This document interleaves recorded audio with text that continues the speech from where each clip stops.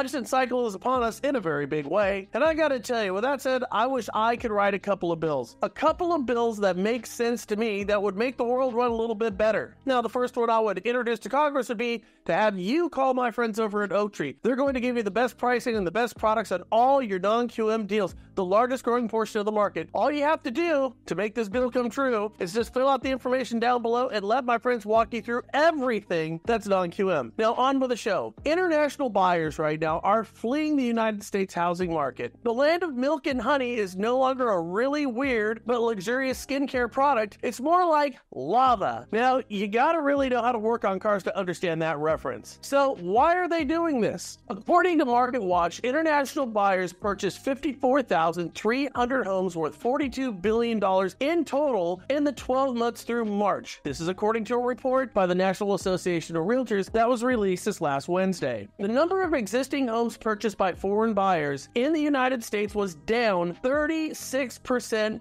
from the year earlier period. This is what the report found. Sales of homes of international buyers fell for the 7th year in a row in March, and to an all-time low since the National Association of Realtors began tracking data back in 2009. So how do I feel about this? Well, if I could introduce a bill, I'd say let's not let international buyers buy homes in the United States until affordability gets back to a certain level. Like maybe the average income household can buy the average income house in any given market. That would be part of the bill. Or how about this one? Not until a cop can buy a home on his or her salary in the community that they serve. And this would certainly be part of my bill. The same thing holds true for teachers and paramedics. You get the point. And no pork fat in these bills whatsoever. Oh, and this would be part of the bill. The likes of BlackRock, State Streets, and Vanguard. The same holds true for them. They just gotta get out of the house buying market. Now that's a piece of legislation I'd like to see during my election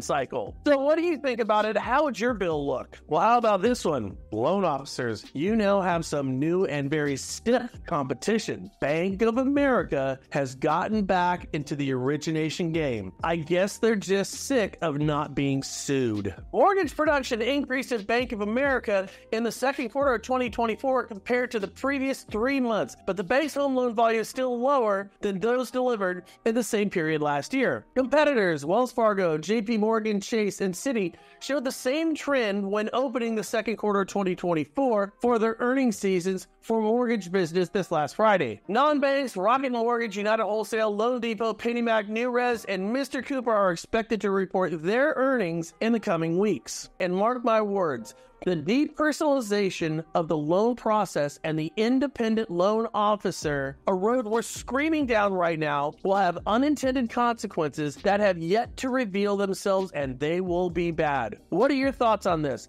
The truth is, on their best day, Bank of America, they're not your competition. They're more your client's liability if they end up with them. In my opinion, and on my bill, I say for Bank of America, Wells and Citi, stick with what you know, which is, excessive overdraft charging and, currency manipulation and whatever evil you do. Now, of course, with these stories, true stories, I'm just a bit tongue-in-cheek about it. But here's why this all matters, and this is alarming if you sit and you think about this for a few minutes. And as you see on this graph, the median age of a first-time home buyer and repeat buyer has gotten even worse. As this graph shows you, in 1980, the median age of a first-time home buyer was 29. Now it's 35. The median age of a repeat buyer back in 1980 was 35. Now it's 58. So the average age of entry has gone up 6 years, but the average age of a repeat buyer has gone up 23 years. So what does this tell us? Something we already know. The dream of buying a home in this country is dying. It's dying.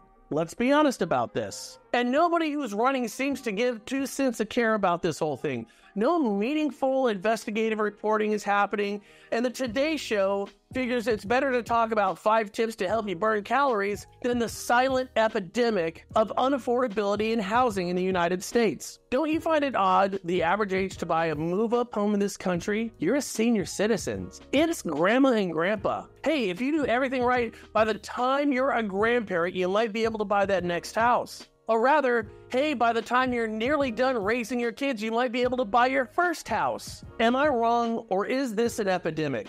Now, these are the questions I'd like our industry to tackle. The silent epidemic of housing and unaffordability. It not only helps us, but my goodness, we're at a point where it would help a lot of people in this country. Not only people, but also our economy. If this helps, can't wait to see you till tomorrow. Bye.